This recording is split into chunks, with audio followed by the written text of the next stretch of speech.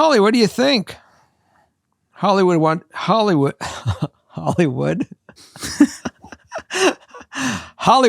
like to Funny. Hollywood like to start the show. She says, "Hi, I'm Holly. I would like to start the show." That's how that interprets.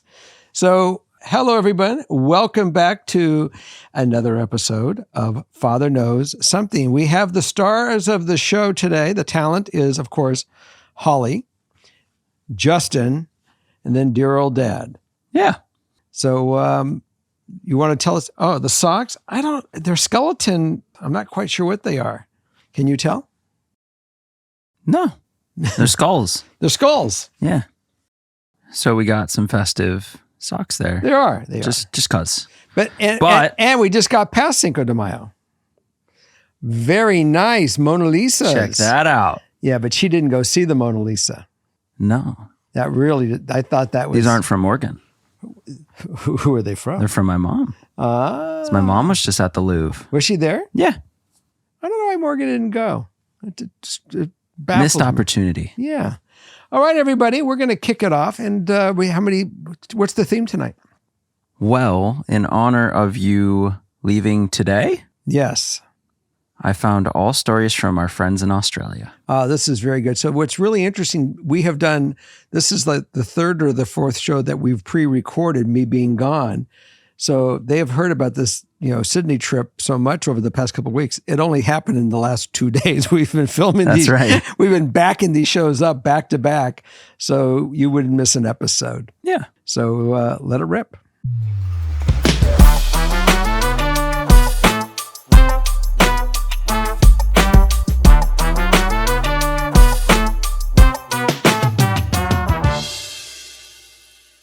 Okay. Number one. Hi, Jerry, Justin, and Morgan, all the way from a very small town in Melbourne, Australia. I love it. I'm needing some advice on growing up and having friendships seemingly go different ways. Me and all my friends are 21 female and have grown up together for at least 11 years. We spent all our time outside of school together and competed in the same sport together. Now that we are growing up, it's not the same anymore. There are 5 of us in the group, and regularly 3 will hang out or go out together, excluding 2 of us, including me. Nowadays, it almost feels like a forced friendship. I feel left out and alone and feel like our priorities are different. I'm a full-time university student and an assistant manager at my workplace, so I'm often caught up with work, uni, or taking a breather. 3 of the other girls do university and all of them work, but the 3 I mentioned before go out and party without an invite. I no longer drink alcohol, I don't smoke, and I don't vape. They call me boring and not fun, but I do enjoy it and have other health issues that makes it difficult for me to go out to eat at restaurants, annoying intolerances to food. Anyways, tonight I heard 2 of these 3 girls chatting, saying they want to go out to the club and party, but they'll do it next weekend. I was right next to them and started to walk away until they said, "Are you coming?" My issue is I feel like I'm either excluded or forced to come. When they do ask me though, and I say no, often because I start work at 6 a.m. most days, they just give me a sloppy and don't really care. How can I make this friendship still feel like it has a connection, even when we're all in different places with our lives? I don't really have any other friends and feel like I'll be lonely if I cut them off. Well, you don't have to cut them off. I mean, I don't think so. I mean, like I have kids I grew up with over years, and I may have not have talked to them for years. Yeah. But that doesn't mean that I don't think about them. I'm not interested in knowing how they are. You don't have to, really go out with them and party with them consistently to have that friendship. That's not the prerequisite. The prerequisite of a friendship is that, you guys can pick up the phone and say, "Hey, let's go to lunch," or "Let's just talk. I miss you," and just kind of see how they are and say, "How you doing?" and have a conversation on the phone. The expectation to go out and a friendship is based around going to drink and vape is not a friendship that is really made of caring. Yeah. There's no depth there. That's just a party friendship. That's true. I mean, that might just be where it gets exposed the most, or it feels the most like this, where it's like, well, we're in two different stages because I have to get up early. I'm not going to stay up and ruin my day. But now it seems they're drifting apart because of it. Well, the expectation that was once there, or the relationship that was there, is now going through a metamorphosis. It's just changing. Yeah. So I would just, kind of lighten up a little bit and don't have a heavy expectation on anything. If you guys want to go out and, say, look, I know you guys like to party. I can't do that anymore. I mean, I got to be at work at 6:30, and I'd love to. I know this might sound corny, but I'd love to go out and have lunch. Yeah. I'd love to go out and just go to the beach. Change the dynamic of that friendship. You guys used to be athletes together. You had the fun of getting up, going on the field, or going in the pool, or going on the track, or whatever you guys did, or skate. I don't know what your sport was, but whatever. That was your common bond that you girls used to, hone yourselves and perfect yourselves with what your skills were. And, it's your love for one another really hasn't changed. It's just the dynamic and how you interpret those relationships. So I would remove the expectation that we have to go out to be friends. Right. And they have to ask me to go out to be friends. Just, say, look, I understand you guys like to go out. I can't do it anymore. But that doesn't mean I don't want to be your friend. Right. And that doesn't mean I don't want to be close to you. And that doesn't mean that I don't care. And that also doesn't mean I don't feel sad when I can't go with you, or when I'm not even asked. But I'm letting you know I can't because of this. If you open that dialogue, all of a sudden it takes a paradigm shift. And I would work on that paradigm shift. Yeah. I think that's the perfect way to do it, because even the ideal outcome, I want to have a connection but not feel left out or forced to come out when I don't enjoy it. I can afford to lose these friends, but I feel like the connection is worth chasing. And so with that, it's just find different ways to continue that connection. Yeah, and I'm sorry that I'm not going to be in your town. That would have been fun. Not going to Melbourne. Not going to Melbourne. Melbourne's Melbourne. awesome. Is it Melbourne or Melbourne? Melbourne, if you don't know what you're saying. Melbourne, if you're an Aussie. If you're an Aussie, it's Melbourne. Yeah, Melbourne. So can you speak when you read these? Can you add the Aussie language? Well, I just did. The accent? Yeah. Can you do the whole accent as we're doing this? No. So disappointing. All right. Next one. Well, just one final part. Anything else I just want to add. Partying is a big part of the culture in my town. The nightclubs are always jam-packed, and drinking is also very big here. I also am very self-conscious and prefer to spend my time in the gym and work on myself to better myself, or be at home alone. I don't like to be lonely. I just like my space. Mm-hmm. Also, we catch up once a month or so as a whole group. And so the catching up as a group is great. Mm-hmm. But moving forward, let's take individuals or two people or one, however parts of the group, and not go out, but go to lunch, watch a movie together. And you don't even have to go out. And by going to the gym and doing what you're doing, you're going to meet new people that like doing the things you like to do, and are not the partiers, but are people that are taking different facets of their life. You're not limited to these girls. I'm not saying to exclude them from your life. I'm always saying to keep them inclusive, because you have so much history. Right. But the fact that you're doing whole new things, you are going to have other people show up in your life. Open your eyes and see who's out there, and accept and see because you're going to find a whole different type of friendships because as you are changing and you are growing, they may not be changing. They may not be growing. That's true. And rather than suffering with thinking that there's no one else out there that will grow with you, your whole nature will find these other people that are yet destined in front of you, that the universe is going to bring you, that you have not met yet. So keep your eyes peeled. And I don't mean on a romantic basis. I mean, you're going to meet friends. Right. And that you're going to have a good time with. Yeah. Okay. All right. Number what? Dos. Hi, Jerry, Justin, and Morgan. I am 22 female from Sydney, Australia. That's where I'm going. By the time you hear this, I will been there and been gone. Yes. I need some advice on how to deal with my dad. I feel he doesn't respect me and my older brother on our decisions in Judaism. He has always put heaps of pressure on us about being Jewish. the festivals, and taking part. My father did it in a way that was forceful and not enjoyable. We weren't religious, but then became religious for a few to several years, and now back to not being. I was 6 when we became religious and never really liked it. Overnight, we went from having what every other kid had to not being able to have barely anything. We also originally lived in New Zealand, where being kosher is really hard. When we moved to Australia, it was hard on me, and so I, at 8, snuck in unkosher food into the house and ate it in private. Ooh, so sneaky. This started my unhealthy relationship with food. I was having a really hard time moving to another country and schools, and being sneaky and eating junk food helped. Anyways, as you can tell, I've never liked being kosher. I don't mind being kosher in the house for my dad's sake, but what I hate is him controlling what I eat when we go out and about. Mm-hmm. Like, I get sick of the same vegetarian meals that are offered. We're going to Europe to see my family at the end of the year, and I've informed my mom to tell my dad I won't allow his crap on what I can and can't eat. My brother and I eating unkosher is seen as disrespectful to him. My brother and I wanting to miss Shabbat dinner or the second night of a festival is disrespectful, as well as anything else that we don't want to do. We are proud Jews, but hate the forcefulness my dad puts on us. He was upset when my brother dated a non-Jew. I just can't stand the control of what he's trying to do. Now that we are adults, I would have thought he would have stopped his controlling games on us.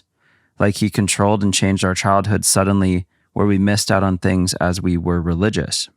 I've had fights with him about this and get emotional too, but he just won't talk to me after the fight for sometimes a week. He won't listen and doesn't understand. He was never brought up, forced to eat or do what he wanted in his 20s by his parents. I just want him to accept us on how we practice our religion. He caused a lot of damage when we were kids too around religion, but I'm over the guilt trips and everything. He controls the whole family around religion, and it's very suffocating. By the way, everyone else in the family for years has bought my brother and I unkosher food without his knowledge, as everyone doesn't want to upset him. But I'm tired of that type of crap. Also, my mom eats unkosher as well behind his back.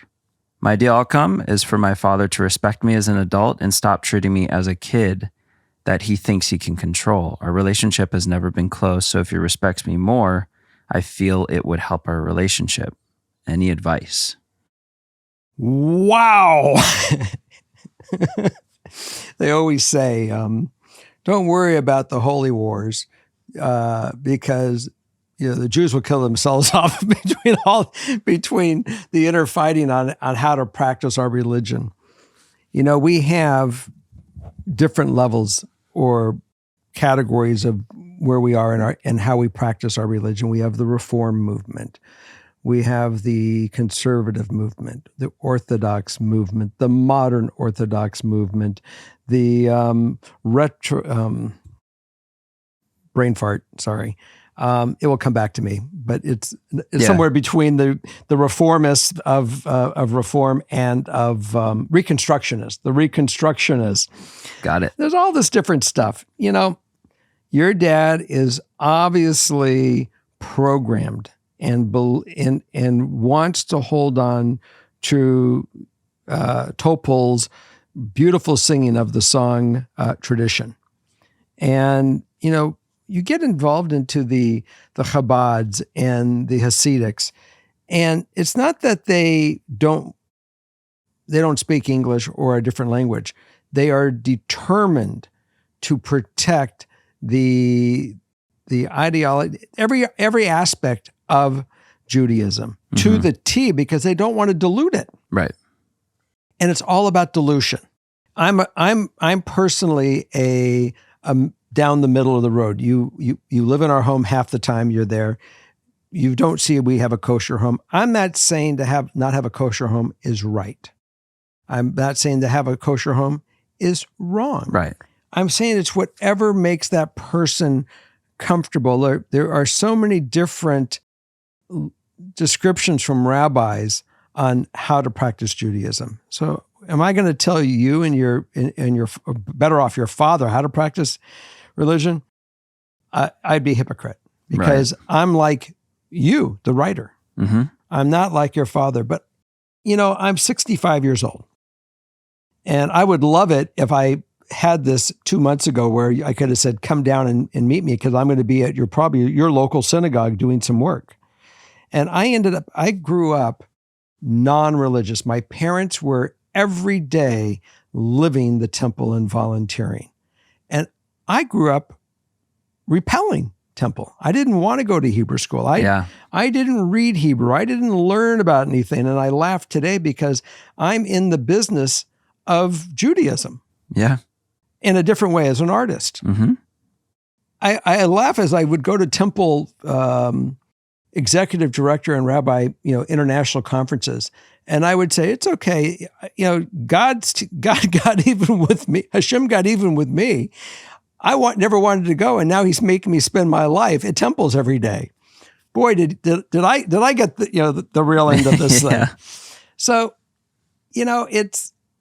we all feel it our own way. I mean, I dated non-Jewish girls, and my grandmother was very forward thinking. She says, I don't care who, what, when, where you marry, long as you have a meeting of the minds. Yeah. When I started dating again after Morgan's mom, and I ran into a woman that was of my faith, that was Jewish, and actually came from my era and my town. Because I dated everybody from all over the place. I mean, no one from LA. I mean, I was dating Kentucky, Minnesota, New York, Toronto, you name it, I was there. It's really interesting that when I was with her, I felt a whole different level when we would go on a date and we would go by an old restaurant that's no longer there called Kelbo in Los Angeles. They had a fire truck. And we were talking about Kelbos. It reached me that I go, wow, this is really cool. Yeah. Because I was within my own comfort zone. Any sort of having a lot in common at the beginning helps, no matter what it is. But I honestly would tell you that I understand your dad and I understand you. And I had a very controlling father, difficult to say the least. Mm-hmm. I had a mother that was very broad in her thinking, as her mother was. Yep. And then I have friends of mine that were raised with their grandmothers that, they came from the old country and they went through the Holocaust and they saw, most of our people being extinguished. And because of just that, they said, we can't dishonor them. They held their star true. Right. And who are we to spit in their, in their memory? So I get all that. So I'm not telling you at all to, how to conduct your life. I do believe that you have to be comfortable within yourself, whatever you're going to do. And let me tell you, I'm not, again, laughing at anybody, but I don't keep kosher. And I enjoy all foods. Mm-hmm. But I do know that some of the kosher foods and the dietary laws were really made for health. I don't eat pork. And I don't eat pork because of the dietary, because of what, your body doesn't digest pork meat well. And that's why I don't go near it. Yeah. And I said, there was a lot of wisdom in the Jewish dietary laws. They really were a lot of wisdoms. So that would be the only reason why I would start saying, back away from it if you don't want it. But I like a cheeseburger. Yeah. But I don't eat meat very often. I eat fish. So really it's about finding balance in what makes you happy. Yeah. And you're going to, and you can probably have good luck having a talk with your dad to say, Dad, I love you so much, but you got to back off on this. I am Jewish. I am Jewish in my heart. I am Jewish in my soul. And you don't have to worry about that. But my dietary things, I live in the 21st century. And I just have a different take on all this and what I'm willing to go with. And our religion, our people are migrating to a new, everything changes. The Torah, as much as we don't want to think that the Torah changed, look, we had all kinds of different books that would come out afterwards that would talk about progression. I'm not knowledgeable enough to really start spewing religion because that's just not my forte. I'm an artist. But it will be certainly if you have the conversation with your dad and maybe a rabbi that he could, that can help him understand where you are. Yeah. That might help. Not that you need that rabbi, but might help your dad to balance out a little bit. Yeah. And I wish I can certainly recommend people to listen to or talk to, but I know that David Wolpe has written a lot of stuff about progression and how we change in our religion and who we are, where we go. He was certainly one of the prime leaders in the Union of Conservative Judaism. He's written worldwide. Mm-hmm. I don't know if that will reach your dad because he's a conservative rabbi. He's not an Orthodox rabbi. And your dad may not digest with that. I know Chabad has really interesting thoughts about Judaism and progression in Judaism. Yeah. Very interesting. So I wish you luck in trying to get to the relationship with your dad to break the wall where you guys can at least agree that you love one another, agree that you love Judaism, but the way that you practice it might be a little bit different, but that does not change your soul or who you are. And that's really what this is. You got to get down to the raw basics. It's really about, who I am in my soul, what I feel. And that may not be enough for your dad. I can't tell you the way he thinks. Yeah, it's a tricky one for sure. I mean, he could be at the temple that I'm going to tonight or tomorrow.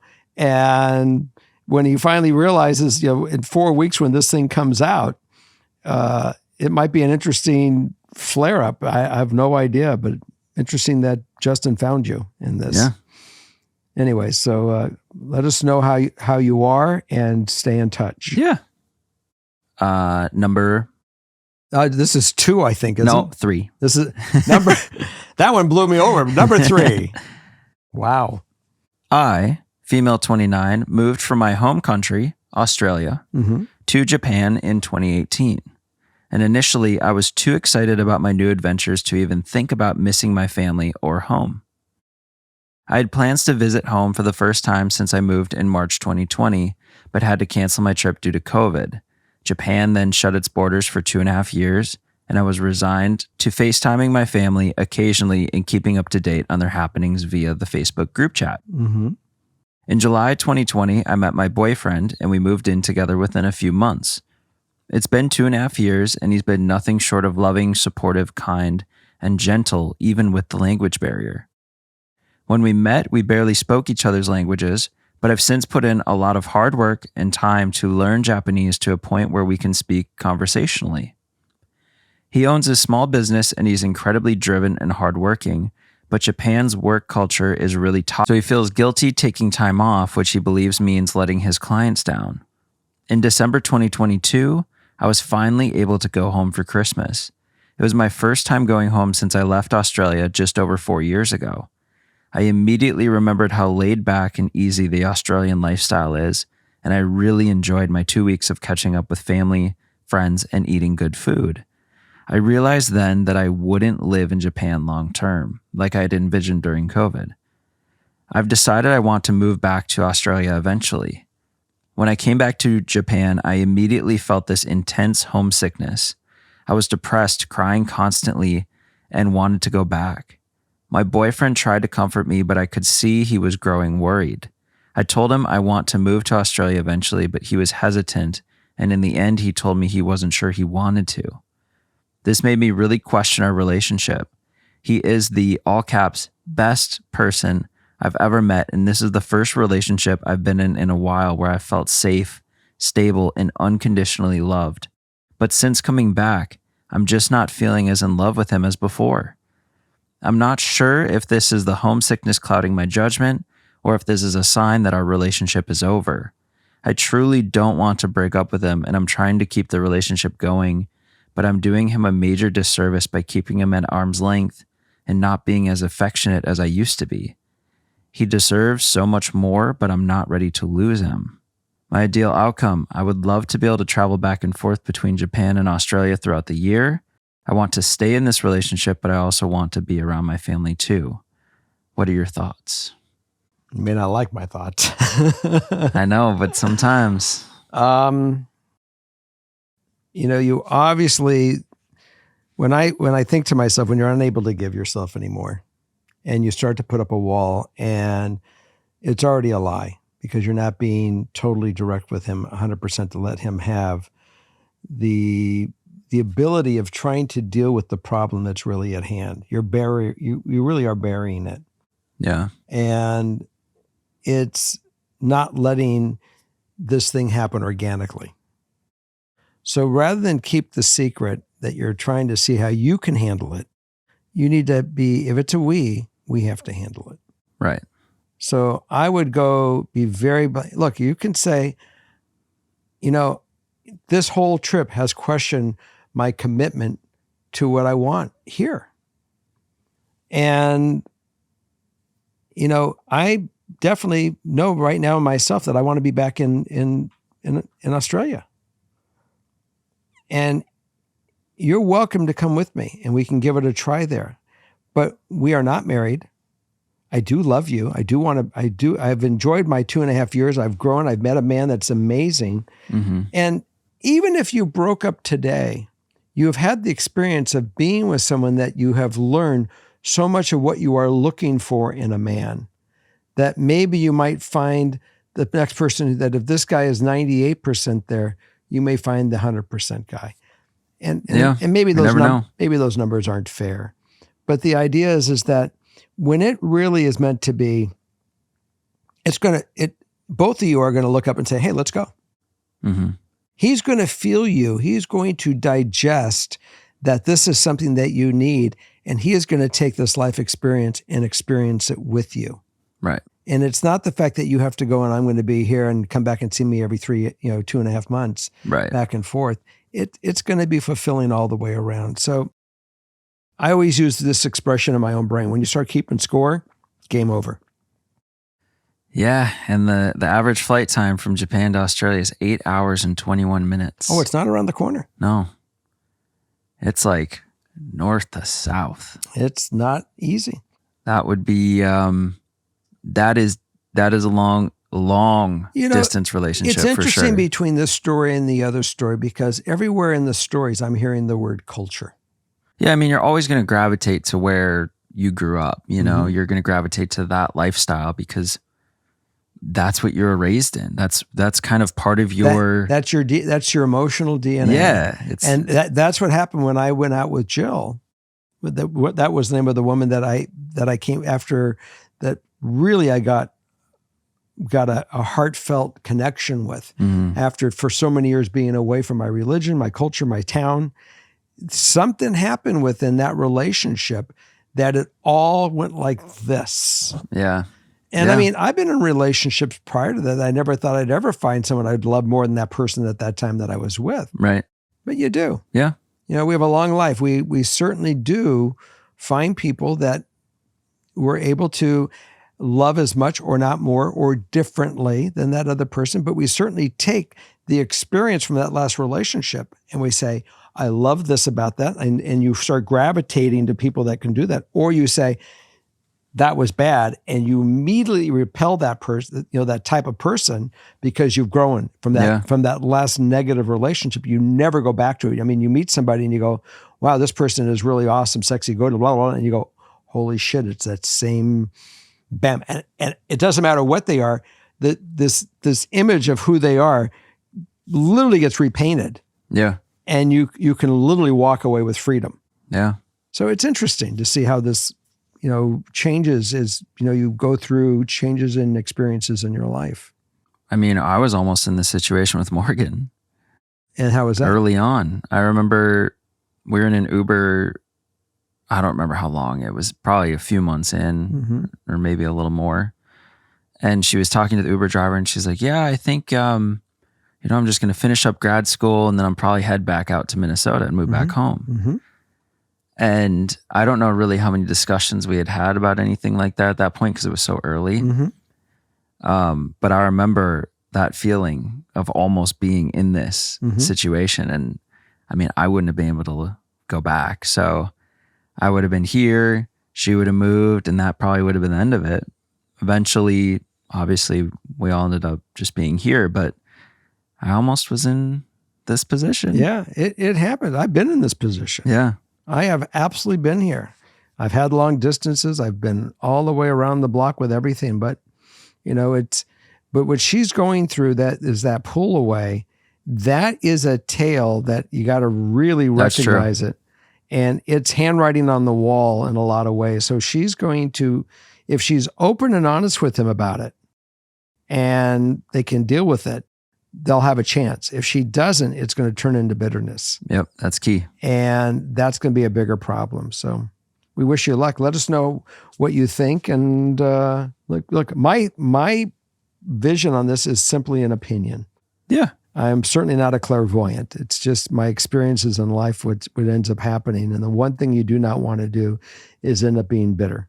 Yeah. So, you got in prison for 2.5 years. You certainly made a great relationship out of it.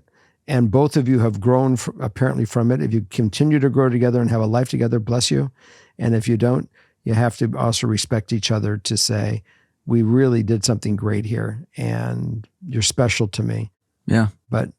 And then you may, if you do go back, you may find out later that one of you can't deal with it.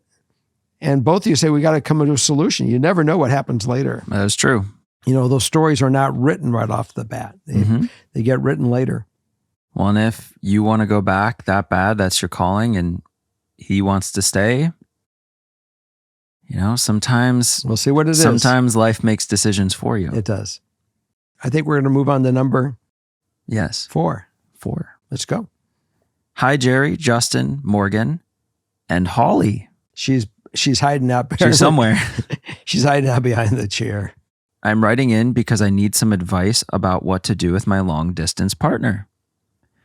First of all, I'd like to share that I actually sent you a write-in last year before I went overseas. I believe I mentioned in the story that I was about to go to England to work. The story was about my parents and their divorce. Well, while I was away, I met someone, and he's magnificent. He's 21 from England, and I'm 20, female, from Australia. The second I met him on that very first day at work, I swear I fell in love. I was convinced he was my soulmate, and we were inseparable after that. We traveled England together, then ended up going to Paris, Greece, and Italy together too. We started officially dating, and I went back home after 4 months. He came to visit me over the Christmas holidays and met my family. Things went perfectly. We are now back to long distance while we study, but I plan on going back to England to work again and be with him in June.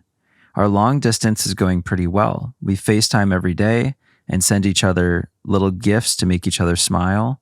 We are missing each other a lot though. Long distance is hard. I will be going back in June and we will be in England till January. Then he plans on getting a visa and coming to work/live here.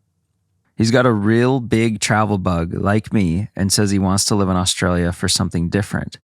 This is also so I can finish my degree and we can be together. His family is very supportive of this decision, which I appreciate. The issue I'm having is that my family are telling me their concerns about being with someone who lives overseas. The reason is, in the future, if he stays in Australia, it would be for me because I told him I want to raise my children here with my family close by. I know we are only young, but I do understand why my family is concerned about this because they know how guilty I would feel forever that he lives away from his family. And what if we end up divorced or something later down the line and he can't go and live back in England because he has children in Australia with me? Like I said, I know we are young, but I'm convinced I will be with this man forever. What do you think? I'm not as feared as your parents are. And I've done this. I don't know if your parents ever had a relationship where one left their home for a different home. I have scuttlebutt around the world a few times. And look, I met Morgan's mom in Minnesota. I was from Los Angeles. Yeah. And I pretty much moved to Minnesota, not for her, but for work. Eventually I moved back to LA. We didn't work out. I was still in Minnesota for years after we didn't work out. Yeah. And then finally I just said, I work and whatever else was going on, I have no options. I need to go start making a living. And my new job wasn't real popular in Duluth, Minnesota. Yeah. So, there was never any regret on what I did with my life. And it'll never be, if he makes this choice and he's making the choice to go follow, to go to Australia, this is about life between you and him and where you guys decide to do it. Mm-hmm. And it changes the dynamic as you have this couple, this nucleus that now is a whole new thing that's growing. Yep. And that nucleus is your relationship. So it can really, it's nice to be with your family. I lived away from my family for 25 years and I'm back in LA. Yep. And we have, parties and stuff and we'll get together. But our daily life doesn't need to revolve around each other. My sisters, who I love, and my brother, who I love, they have their kids and their immediate new kingdom. Yeah. So Sundays show up. My brother doesn't come to my house. My brother goes to his son, where they see their grandchildren and they indulge in soccer. I'm here on a Sunday with you doing a show. My sister's with her spouse doing their thing. Her wife doing their thing. Yep. Everyone is doing their thing. But yeah, But if I lived somewhere else, could I come in for those events? Absolutely. So, it's, and trust me, I understand flying from England to Australia is not an easy gig. It's a big deal. Yeah. It's not like when we go to San Francisco or we go to New York. Right. But needless to say, if he chooses to do this, he'll make that decision. If you chose to do it, you're making that decision. I think what you guys have done thus far and the way you've approached it, I think it's amazing. It's healthy. I'm not going to challenge your relationship and challenge your love and challenge your connection. Yeah. And say, gee, just as easy to go find somebody else. You found someone special. There's no reason to cast that adrift if you're fulfilled. Yeah. And it sounds like you guys are certainly going through some, distant issues and missing each other, but there's nothing wrong. It's just, makes the heart grow fonder. Yeah. Well, and also you have time too. Unless you want to have kids right now, you can have them come out to Australia for a couple of years, see how it goes, and just see how things evolve. Yeah. This is I think this is healthy the way you're doing it, and it's going organically, and no one's pressing anything. Phone sex is great. I don't know what else it's not the same thing as the real stuff, but yeah. She's definitely a planner, right? You want to have it figured out and make sure you're not, hurting someone by making these decisions. But really, I think just go for it, because the plan going forward so far, he has an interest in coming out. It sounds really good. Yeah. I understand your parents' concern, and they're probably, saying, gee, we got to be really careful that he's not bitter that you made him move and now he's ruined his life. This is his decision. He's a big guy. You're not as much as you might think he is a kid. He's not a kid. He's a young man. Yeah. And things may work out great or not work out before you have kids. Yep. And then it just kind of works itself out. This is called, growing together, building together. This is a together thing. This is the relationships I like to hear about. Yeah. Where you're growing together, and it's challenging. The best relationships aren't easy sometimes. Yeah. They're challenging. You and Morgan have a great relationship, but you guys have your challenges. Yeah. I'm sure you do. So it's like, don't think, just do. Yeah. For now. Maverick. Yeah. Cool. Okay. Now we're going to move on to the finale. The grand finale. First sentence. Yes. Hello, beautiful people. Sending love from Australia. I can't wait to meet you guys in person. So obsessed with the FKS pod, and you guys have the best energies to listen to. So the issue I'm having is deciding if I would like to meet my father at the end of the year. I'm moving to Canada for 5 months at the end of the year, and that is when I would meet him if I do. I'm going to add a fair bit of context that you guys get the full picture, because I'm absolutely lost with what to do. My parents separated when I was 6. I'm 25 now. They separated as he was a serial cheater and was just generally a shitty husband. He literally said to my mom once that he wouldn't cheat if she got a boob job. Anyway, when they divorced, he decided to move across the world to be with his high school sweetheart in North America and completely left me and my 2 younger brothers with no child support for my mom and just ghosted. I haven't seen him since. Just so Jerry and co can get a bit of context on what kind of dad he is. He's a textbook narcissist. Everything he does is someone else's fault. He can be the best fun dad and then a massive asshole the next. He never came to the birth of my youngest brother as he was away with his mistress on a getaway and didn't see his birth as a priority. He has several times dangled the carrot of flying me to his city to meet him and his new family. He has 2 kids with his wife, but then suddenly dodges all my logistical questions and stops replying. He did this 3 times in my teenage years, and I'm sure you can see how damaging it was for me to be abandoned over and over again. Yes, I can. Anyway, it took me years to realize just how bad his behavior was and the amount of damage it left on me. I'm a habitual people pleaser. I have abandonment issues. Shouting usually is a massive trigger for me. I'm very stubborn, but at the same time, I seek approval from people. More importantly, I hate the idea of me causing people pain, even if I don't like the person, hence why I'm writing in. So last year I told him I was setting a boundary and I didn't want him to contact me until I told him otherwise. This was mainly because before I made this boundary, he asked if my little half-sister, 10-year-old, could text me on her phone to get to know me, and I said sure, but then found out it was actually my bio dad messaging me with her phone to find out things about my family. This was the last straw and the boundary was set. During the visa process, I needed some information from him that my mom didn't know, so I had to reach out, and now he's aware that I applied for a visa to his country. He took this opportunity to drop hints that I should stay in his province as I want to work the ski season, but I'm already set on the neighboring province, so there was no persuading me. I'm also traveling with my boyfriend of 9 years and a handful of friends, so it's not like I call all the shots on this trip. He's been asking for updates because I'm sure he thinks I'm coming to Canada. He's going to get to meet me, but I'm not sure if that's what I want. He hurt me in so many ways and I worked so hard to move on. What I need some advice on is if I should meet him, and if I meet him, what about my half-siblings? Should I meet them too? Will I regret not meeting him? I'm so confused. He's been the cause of so many traumas that I work so hard on fixing. I'm strong, but I know when I see him, I will bawl my eyes out. I don't know if I can handle it. Originally, I just wanted to go to Canada and decided when I got there because he wasn't supposed to know, but he knows now and I need to plan. He's going to ask more questions. He'll want to know where I'm flying in. He'll want to meet me. I just don't know what I want or need. Any advice would help me. Wow.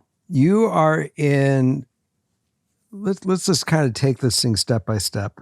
And if people are watching my body language as I'm listening into this is because I can feel your intrepidation, if that is the right word. You definitely do not go to his province. You're going with your boyfriend, your friends, you have a purpose. Yep. This guy has done nothing to earn you to go do one rain dance for him. He wants to rain dance with you. You got to be in your quarter, your comfort zone where you are at. And you can, if you want to invite him into it, you can. I want to say one thing about your half siblings. They're innocent to this. They had nothing to do with this guy's behavior, and they've had to live with this guy for all these years. And because, whatever why he got involved with your mom when maybe he was still in love with this woman back in, the Americas. Yeah. And it was just the wrong marriage to get involved in. And he found a way out. Maybe he did you all a favor because he really wasn't in love with your mom. His behavior is definitely made her nothing more than an instrument when he said, go get a boob job. That is the dumbest thing I ever heard in my life. Yeah. So we already know that we all know who he is. We'll just say that. There is something in you that wants to meet this guy, I feel. And then there's the other side. You say, this guy doesn't deserve to meet me. Right. This is all you. This is the only one that I'm interested in who's satisfied with whatever goes on here is you. I could give a shit about him. He blew that boat a long, long time ago. Yes. but you also have to know that you're comfortable in whatever it is. The fact that you have your boyfriend with you, if he doesn't know it, I'll let you know in case you're not able to articulate this, you're going to have a really tough week with this whole thing. I've been through this with people I've dated. Mm-hmm. They've gone back where they've had these relationships with abandonment with their father, and all of a sudden the guy's in and they're all over the place. Right. It is a can of worms. It's up to you if you can really emotionally handle this can of worms and what you're trying to achieve. You don't need his acceptance. Right. As far as I'm concerned, he's unworthy of, even if he gives you his acceptance, it means nothing to me because he doesn't know how to make a good decision in the first place. If it didn't work out for your mom, that was okay. He could have found the right way of exiting that relationship, but he literally turned his back on you and your siblings. Yeah. What happened with your mom and him, I'm not going to go anywhere near that relationship. But what happened with you guys, absolutely, he should be shot. And now he should have gotten on a plane and come to seeing you 50 times already. Yeah. Not wait for you to say, gee, I'm going to come to Canada. Now it's easy for me. Yeah, it's no big deal. She'll come to my town. I'll meet my daughter. She'll see if she's cool and I'll show her how cool I am. And we're going to have this great relationship. He's in fairy tale land. Yeah. You got a lot of heartbreak and a lot of disconnection wires. And I feel all those wires. Yeah. So if you want to connect anything to see what this guy is, to validate who he is just on a visual, you can allow him to come to your town. And if his name is Dick, you can certainly say, hello, Richard. Not Dad, because he isn't Dad. Yeah. Yeah, it's tough. I feel like you won't really know until you're there. Mm-hmm. And it doesn't necessarily need to be this big planned out thing. I mean, if you have the desire or the inkling or just that what if, because I always talk about the what ifs. Mm-hmm. If you're always going to be like, well, what if I would have just said hi, saw him for, whatever you want to make it, a quick coffee or whatever. I got a question for you. I got to stop you before I forget this thought. Yeah. Otherwise, I'm going to lose it. Do you think it's important that she has to go put on her Sunday clothes and go make a nice dinner for him, to go cater to him? No, but my thought is it's really just, it can be spur of the moment, but I guess it also should be well thought out on your end. Because I don't know how, it could be very triggering. It could have some effect on you emotionally going forward. But in the reality, if it is a very negative experience, mm-hmm. you're still going to go back home and you can ignore him forever. And then at least you did meet, or if it's this is like a gut decision. This is it. You're going to feel it within yourself. No one can tell you like, yes, you should go do this or you shouldn't. I think the ramification, really all that someone can tell you is like help you deal with how you approach it and deal with it after. I want to say one thing. Don't go into this looking for his acceptance. And it's got to be all for you, whatever it is. That was where I was going with this. Don't put on this big dinner. Don't try to get him to come and go, oh, wow. This is not about you striving for his acceptance means nothing. Yeah. And don't put pressure. I just wanted him to accept me. Fuck him. I am angry at whatever this thing could be. So be very careful that you put yourself in a place that this is about to see. You want to see who he is? Go see him, but keep it real. Yeah. Keep it really, really real. And far as your siblings go, if they do ever get involved, you're welcome to know who your siblings are. They're part of, you all had to deal with this guy at the end of the day. Until they prove themselves that they're jerks, I would just, cut everybody a little slack. But it's not about him accepting you. You're going to have to really decide if you even like this guy. Right. And you want him in your life for any reason, because let me tell you, I have an issue and I'm just sitting here. Yeah. And I'm in Los Angeles. Yeah, I know. So self-protect. Yeah. Okay, we got to run to group therapy. So send us off. Well, everybody, this was a really good show. And Australia. Justin, you did great. Thank you. And How to get you ready for the trip. and I have 2 trips for Australia. One, I will actually, by the time they'll be hearing this, I'll probably be going back for a second trip. Wow. Again, thank you very much. And I'm glad we did the show today. And I'll see you next week. Yes. Ciao.